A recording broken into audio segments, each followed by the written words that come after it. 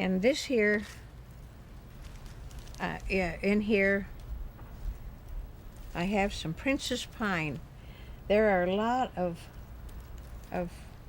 medicines the Indians use a lot.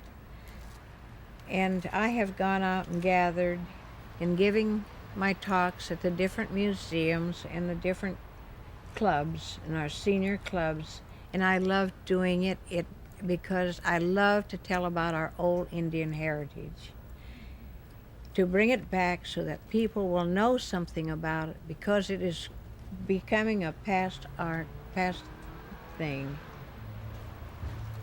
And it is, this princess pine is one of your best kidney medicines there is. You just steep it and drink it, and it's good for your kidneys. And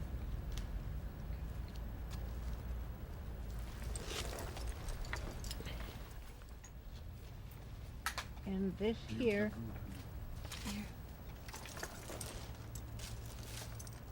is your Ichnish.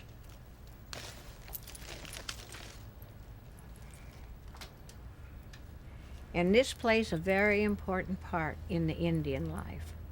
It is a medicine, and you can take and make tea out of it. The Indian doctors use it, as well as other people drinking it, because you can take and chew on this if you have a sore throat, and it will help your sore throat. And when my grandmother, I've seen her take this, and they take and pulverize it, and they smoke it. And it's good. It's a good medicine. It's not like the cigarettes of today. And also, you can take this here is used for, you can use it and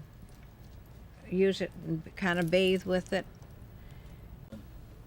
This Ichnish is like wild celery, and it smells so good. And when I spoke about Grandma Hoodley becoming a doctor before, this is what she used. It was very important. And also it's important in the old days when they used to have Indian devils. They used to come around and place something on the homes. If they did not like a person, they'd come around and they would do evils against you. And to offset these evils, people would hear them around their house or something there. And to offset that, they would use this Ichnish and the bay leaf or pepperwood. And they'd take those two in the house. They'd get that, which most of the families always carried some of this, and the Indian families, and they'd take and put it into something, and they would burn it in their house. It was like a purifier, and that would take any of the evil spirits and wishes that had been wished against them at this home, and it would take the wishes and it would go back to the Indian devil, and it would keep them from having something happen to them or their families. And the way that they did in the end against the Indian families was that if they got mad at someone, and then they would sometimes hire a Pudawan to go and place these wishes against the family. It never affected the individual themselves. It would affect someone in the family, so that would hurt that individual to lose that person. That person would become sick and all, and if they did not get doctored by the Indian doctors and have that taken off of them, or have this burnt into their homes and so forth, that person would finally end up dying.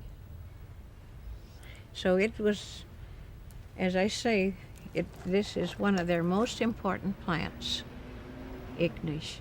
It's used in their Indian ceremonials and everything. And any Indian, if you ask them about it, or Keesh-woof they call it, or Ichnish, they can tell you about it. They because they know the root.